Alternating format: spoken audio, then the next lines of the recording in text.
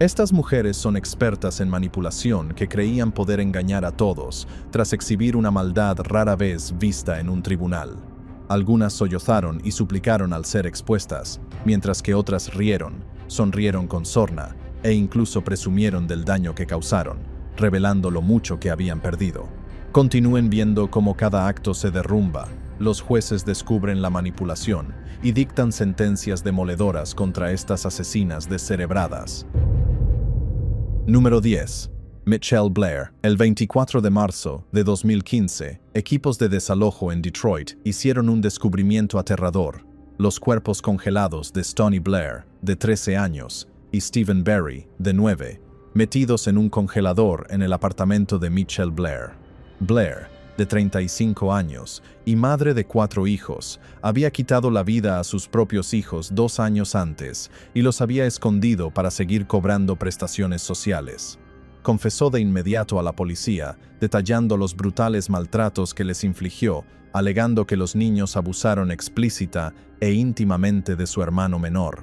Blair golpeó a Stoney y Stephen con cinturones, hierros candentes y tablas de madera hasta que sangraron. Los escaldó con agua hirviendo, causándoles quemaduras graves que les descamaron la piel. El hambre también fue su arma. Les negó la comida durante días, obligándolos a beber líquidos de limpieza. Stephen murió primero en agosto de 2012, después de que Blair lo golpeara en el cuello, lo estrangulara con una cuerda y lo asfixiara con una bolsa de plástico en la cabeza. Él imploró clemencia, pero ella lo vio jadear hasta que quedó sin vida. 9 meses después, en mayo de 2013, le hizo lo mismo a Stoney, pateándole el estómago repetidamente hasta que vomitó sangre y murió. Blair envolvió sus cuerpos en plástico y los metió en el congelador, donde se pudrieron durante años, mientras ella vivía con sus otros 2 hijos en la misma casa. Los niños sobrevivientes, de 8 y 17 años, presenciaron los horrores y se vieron obligados a ayudar a ocultar los crímenes. Ellos también sufrieron. Blair los quemó, los golpeó y los dejó morir de hambre, dejándoles cicatrices y traumas permanentes. El niño de 8 años declaró a los investigadores que vio a su hermano sin vida y ayudó a mover los cuerpos. Esto destrozó sus vidas. Ingresaron en un hogar de acogida, atormentados por pesadillas y miedo. En el tribunal, Blair no mostró remordimiento alguno, estallando en arrebatos durante una audiencia de custodia el 4 de junio de 2015 para sus hijos sobrevivientes. Gritó y admitió haber acabado con la vida de Stoney, conmocionando a la sala. El 5 de junio, volvió a gritar, admitiendo ambos asesinatos mientras estaba esposada. En su audiencia de declaración de culpabilidad del 19 de junio, exigió declararse culpable, diciendo: «Quiero declararme culpable exactamente de lo que hice». El juez la rechazó inicialmente el 26 de junio, preocupado por su estado mental, pero la aceptó el 29 de junio, después de que las evaluaciones demostraran que estaba en plenas facultades. Blair despotricó en el tribunal, acusando a los niños muertos de abusar sexualmente del menor, justificando sus acciones como protección. La fiscalía presentó pruebas gráficas, fotos de la autopsia que mostraban huesos rotos, quemaduras y desnutrición. Blair sonrió con sorna durante los testimonios, calificando sus actos de justicia. El 17 de julio de 2015, fue condenada a cadena perpetua, sin libertad condicional por 2 cargos de asesinato en primer grado, además de entre 25 y 50 años por tortura y abuso infantil. Declaró no tener remordimientos, mientras el juez la llamaba un monstruo. El caso expuso fallas en el sistema de bienestar infantil. Blair tenía denuncias previas de abuso, pero las presentó sin ser acusada. Número 9. Taylor Schabusiness. El 23 de febrero de 2022, Tara Thirion encontró la cabeza cercenada de su hijo Shad en un cubo en el sótano de su casa en Green Bay, cubierta de sangre y una toalla. Taylor Schabusiness, de 24 años y madre de un hijo pequeño, estranguló a Shad, de 24 años, durante una relación sexual bajo el efecto de la metanfetamina y luego lo desmembró durante horas. Utilizó un cuchillo de pan para decapitarlo, cortándole el cuello mientras su cuerpo aún estaba caliente. Schabusiness le cortó los genitales, las piernas y los brazos, metiendo las partes en bolsas y una olla de cocción lenta. Le drenó la sangre en la ducha, dejando los órganos esparcidos. Una pierna estaba en su camioneta, el pene en una bolsa de almacenamiento. Admitió haber disfrutado del corte, diciendo que fue divertido y que se volvió loca. Shad murió estrangulado con una cadena de perro. Tiró hasta que se puso morado y dejó de respirar. Después, practicó actos sexuales con su cadáver. La policía encontró residuos de metanfetamina por todas partes, lo que confirma que las drogas alimentaron el ataque. Shad, un joven amable que trabajaba en un restaurante, confiaba en ella como amiga. Su familia quedó devastada y su madre traumatizada de por vida tras el descubrimiento. Su cuerpo quedó mutilado hasta quedar irreconocible, negándole toda dignidad incluso en la muerte. El hijo de Shabusiness, que entonces tenía 2 años, perdió a su madre en prisión, enfrentándose a un futuro desolado. En el tribunal, su juicio comenzó el 24 de julio de 2023 por homicidio intencional en primer grado, mutilación de un cadáver y agresión sexual en tercer grado. Atacó a su abogado en febrero de 2023 durante una audiencia, abalanzándose sobre él después de que éste solicitara una prórroga. Los guardias la derribaron mientras gritaba. Durante el juicio, se rió de las fotos gráficas de los restos de Shad, lo que impactó al jurado. El fiscal detalló cómo estranguló a Shad con la cadena y luego usó cuchillos de la cocina. El experto en autopsias, Vincent Tranchida, testificó que Shad estaba viva cuando fue estrangulada, sufriendo un dolor inmenso. Shabusiness alegó locura, pero la psicóloga Diane Litton dijo que fingió síntomas. Sonrió con sorna durante las declaraciones de las víctimas, sin mostrar remordimiento alguno. El jurado deliberó solo 45 minutos el 26 de julio y la declaró culpable de todos los cargos. En la sentencia del 26 de septiembre de 2023, el juez Thomas Walsh le condenó a cadena perpetua sin libertad condicional, calificando sus actos de atroces. Shabusiness retiró su apelación en marzo de 2025, aceptando su destino. Número 8. Aileen Wuornos. El 30 de noviembre de 1989, Aileen Wuornos disparó y mató a Richard Mallory, un dueño de una tienda de electrónica de 51 años, lo que marcó el inicio de su ola de asesinatos de un año. Wuornos tenía 33 años, era trabajadora sexual y madre, y había dado a su hijo en adopción al nacer. Atacaba a hombres en las carreteras de Florida, alegando defensa propia ante los intentos de forzar su entrada con ella. Debido a esto, asesinó a 7. Mallory, David Spears, a quien le dispararon 6 veces, Charles Carskadden, a quien le dio 9 balazos, Peter Sims, cuyo cuerpo nunca fue encontrado, Troy Burress, recibió 2 disparos, Charles Humphreys, recibió 6 disparos, y Walter Antonio, quien recibió 4 disparos. A cada víctima le robaron dinero en efectivo, autos y objetos de valor. Ella arrojó los cuerpos en el bosque, dejándolos pudrirse. Mallory fue encontrado con los pantalones bajados, con múltiples disparos en el pecho. Spears, un camionero, estaba desnudo y descompuesto. Carskadden, trabajador de rodeo, acribillado a balazos.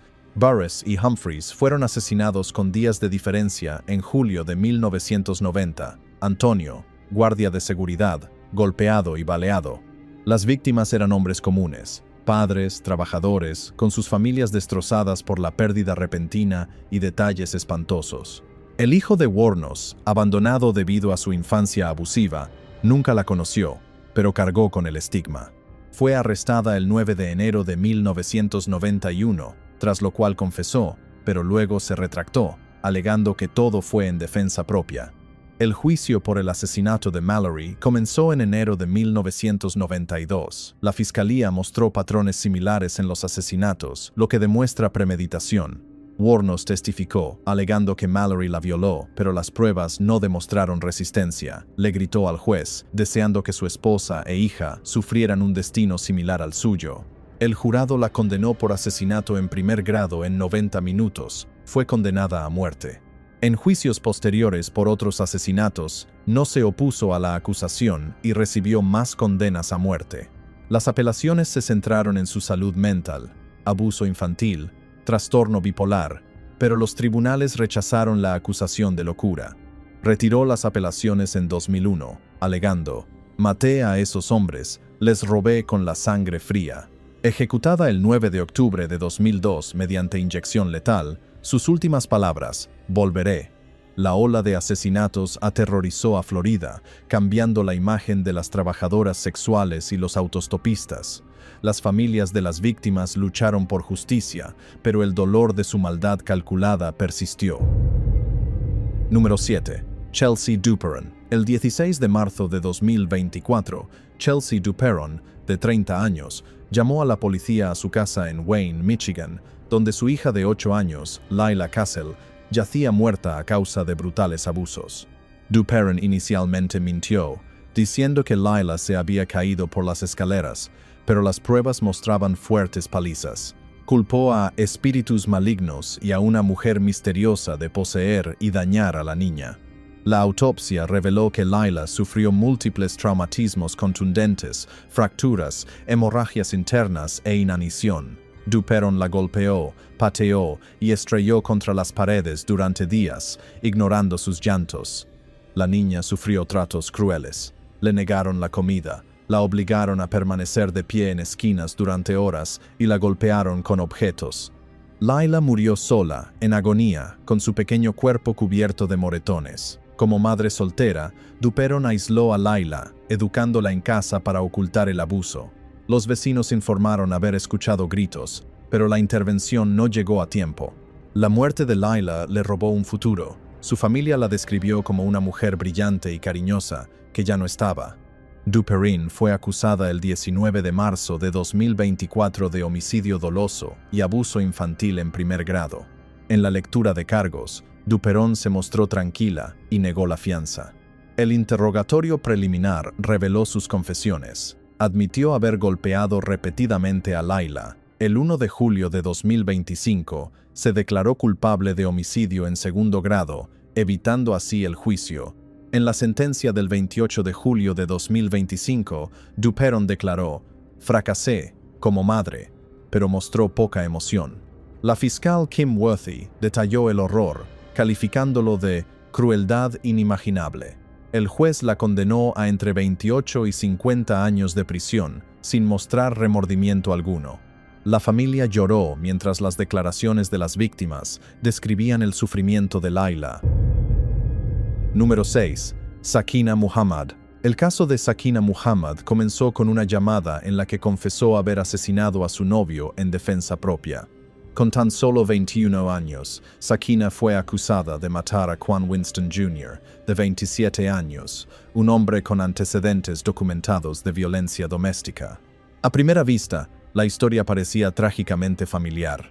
Una joven llevada al límite por una pareja abusiva, pero a medida que se revelaban las pruebas, la narrativa pasó de la supervivencia a algo mucho más deliberado.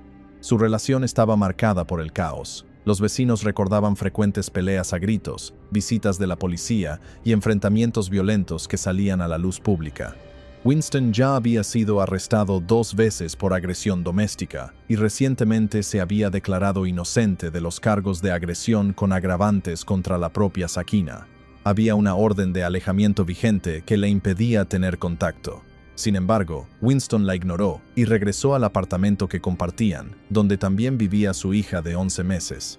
El 13 de marzo de 2022, la policía acudió a una escena desoladora. El cuerpo de Winston fue encontrado al pie de una escalera, con una herida de bala en la cabeza. El apartamento estaba en silencio.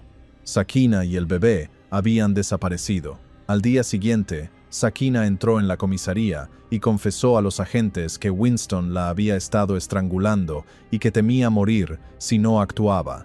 Al principio, su afirmación parecía plausible. Años de abuso documentado respaldaban su temor, pero los testigos pronto desmantelaron la narrativa de defensa propia. Los vecinos declararon haber oído a Winston suplicar por su vida. Uno recordó a Sakina gritando que iba a morir esta noche. Otro testificó que Winston suplicó que lo dejaran irse, solo para oír a Sakina responder que ella acabaría con su vida. Los investigadores descubrieron otro detalle crucial. Apenas 30 minutos antes del tiroteo, Sakina había publicado en redes sociales que era soltera como mujer. La fiscalía argumentó que esta no era la voz de una víctima atrapada, sino la de alguien que ya imaginaba su vida después del asesinato. En el tribunal, Sakina negó haber planeado el tiroteo y expresó su dificultad para ver las fotos del cuerpo de Winston. Sin embargo, cuando se le ofreció la oportunidad de hablar antes de la sentencia, solo se dirigió a una persona, su hija. No ofreció disculpas a la familia de Winston ni reconoció su muerte más allá del impacto que tuvo en su hija. El jurado la declaró culpable de todos los cargos, incluyendo asesinato en primer grado y delito grave por posesión de armas de fuego. El juez la condenó a cadena perpetua sin posibilidad de libertad condicional. Sakina Muhammad entró en la sala alegando defensa propia. Salió condenada no como una superviviente, sino como una mujer cuyas palabras, acciones y oportunidad convencieron al jurado de que el miedo había cedido ante la intención. Número 5. Jodi Arias. El crimen de Jodi Arias no fue impulsivo, fue prolongado, íntimo y feroz. El 4 de junio de 2008, Travis Alexander fue atacado en su propio baño después de pasar tiempo con su exnovia. Lo que siguió fue una explosión de violencia rara vez vista en los casos de homicidio modernos. Travis fue apuñalado 27 veces, le cortaron la garganta tan profundamente que casi le cercenaron la cabeza. Finalmente, le dispararon en la cara. Los investigadores confirmaron posteriormente que seguía con vida durante gran parte del ataque. La sangre cubría las paredes y el suelo, y las marcas de arrastre mostraban intentos de mover su cuerpo. Las fotografías recuperadas de una cámara contaron la historia cuadro por cuadro. Travis vivo en la ducha, luego imágenes de su cuerpo sin vida momentos después. Jodi alegó defensa propia, alegando abuso. La fiscalía desmanteló su versión con registros telefónicos, mensajes de texto e inconsistencias forenses. Travis les había confesado a sus amigos que Jodi lo acosó, irrumpió en su casa y lo aterrorizó. En el tribunal, la actitud de Jodi cambiaba constantemente. Lloraba en voz baja, miraba fríamente al siguiente, cambiando su versión de los hechos cada vez que la cuestionaban. La fiscalía hizo hincapié en el exceso de violencia. No se trataba de huida, sino de rabia. El jurado la declaró culpable de asesinato en primer grado. Durante la sentencia, Jodi sorprendió al tribunal al afirmar que prefería la muerte a la cadena perpetua, calificándola de la libertad suprema. Posteriormente, el jurado declaró que sus palabras resultaron burlonas. Aunque el jurado no llegó a un acuerdo sobre la pena de muerte, el juez la condenó a cadena perpetua sin libertad condicional. Posteriormente, las cámaras captaron a Jodi sonriendo con suficiencia mientras se la llevaban. Para la familia de Travis Alexander, ninguna sentencia pudo reparar el daño. Jodi Arias dejó un legado no solo de violencia, sino también de arrogancia ante la justicia. Caso 4. Lisa Montgomery. El crimen de Lisa Montgomery horrorizó a la nación no solo por su violencia, sino también por su traición a la maternidad. En diciembre de 2004, estranguló a Bobby Jo Stinnett, una joven embarazada de 23 años, le extrajo el bebé del vientre y la abandonó a su suerte. Montgomery había fingido embarazos durante años. Cuando sus mentiras se desmoronaron, optó por asesinar. Por suerte, el bebé sobrevivió. Bobby Jo no. A pesar de los argumentos de la defensa sobre su enfermedad mental, el jurado declaró culpable a Montgomery y la condenó a muerte. En enero de 2021, se convirtió en la primera mujer ejecutada por el gobierno estadounidense en casi 70 años. No pronunció ninguna última palabra, se hizo justicia, pero el horror persiste. Número 3. Katherine Knight. El 29 de febrero de 2000, la policía de Aberdeen, Australia, entró en una vivienda esperando un cheque de asistencia social. Lo que encontraron destrozó incluso a los oficiales más veteranos. El cuerpo de John Price colgaba de un gancho de carnicero, completamente desollado. Su carne había sido cocinada. Había platos colocados en la mesa, etiquetados con los nombres de sus hijos. Katherine Knight apuñaló a Price 37 veces antes de mutilarle el cuerpo. La fiscalía argumentó que el crimen fue calculado, no espontáneo. La preparación de la comida demostró intencionalidad. Los jurados tuvieron dificultades para asimilar las pruebas. Algunos necesitaron terapia. Katherine no mostró ninguna emoción. Alegó pérdida de memoria, pero el jurado la rechazó. Se convirtió en la primera mujer en la historia de Australia condenada a cadena perpetua, sin libertad condicional. El juez declaró que nunca sería liberada. Número 2. Shaina Hubers. Shaina Hubers no encajaba en la imagen pública de una asesina. Era inteligente, elocuente y aparentemente frágil. Sin embargo, se convirtió en el centro de uno de los casos de asesinato obsesionado más inquietantes de Kentucky. Su víctima fue Ryan Poston, un joven abogado con una prometedora carrera y una vida social que reflejaba ambición e independencia, todo lo que Shaina temía perder. Su relación fue inestable desde el principio, marcada por constantes rupturas y reconciliaciones. A lo largo de 18 meses, se separaron y volvieron a reunirse casi una docena de veces. Ryan finalmente dejó claro que quería terminar con él para siempre. Shaina, sin embargo, se negó a aceptar esa realidad. Lo inundaba de mensajes y llamadas, vigilaba sus movimientos y se aferraba a la creencia de que si ella no podía tenerlo, nadie podría. El 12 de octubre de 2012, Ryan planeaba tener una cita con Miss Ohio. Nunca llegó. Esa noche, Shaina llamó al 911 y con calma denunció que le había disparado a su novio en defensa propia. La policía llegó al apartamento de Ryan y encontró su cuerpo acribillado a balazos, 6 heridas de bala, incluyendo una en la cabeza. 5 de esos disparos se realizaron después de que ya se hubiera caído.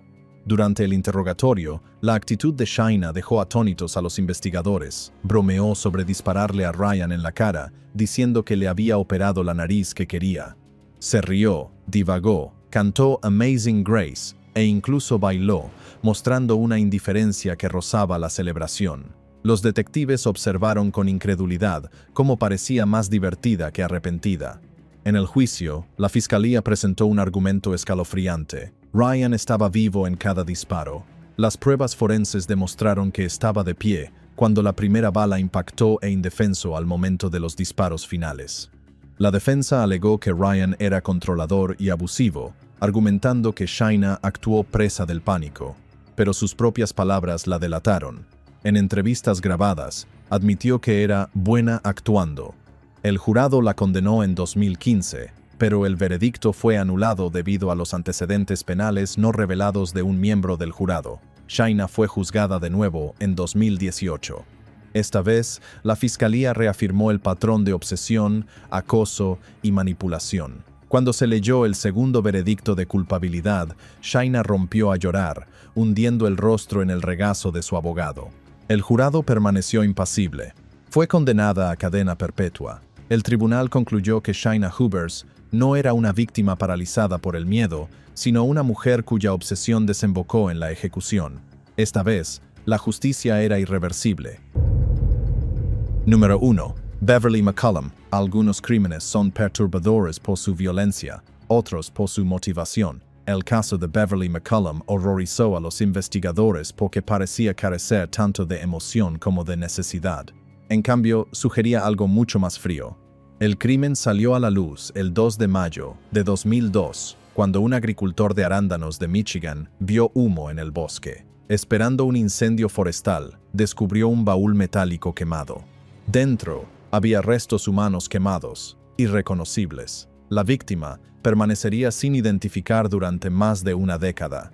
Los avances en la tecnología del ADN finalmente identificaron a la víctima como Roberto Caraballo, de 37 años. Su asesina fue su esposa, Beverly McCollum. El testimonio de la hija de Beverly, Deneen Ducharme, y su cómplice, Christopher McMillan, reveló que el asesinato fue planeado. Roberto fue atraído al sótano, donde Beverly inició el ataque. McMillan lo golpeó con un martillo hasta que se le alojó en el cráneo. Mientras Roberto luchaba por respirar, Beverly le colocó una bolsa de plástico en la cabeza y lo vio asfixiarse. Después, metieron su cuerpo en un baúl, lo rociaron con acelerante y lo quemaron antes de abandonarlo en el bosque.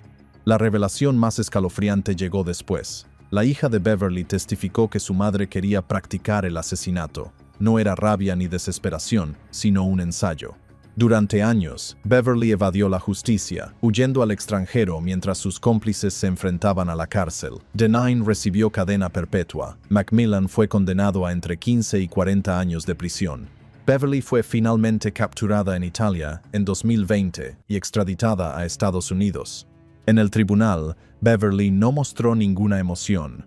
Puso los ojos en blanco durante su testimonio, bostezó durante los alegatos finales e incluso se quedó dormida mientras su abogado pedía clemencia.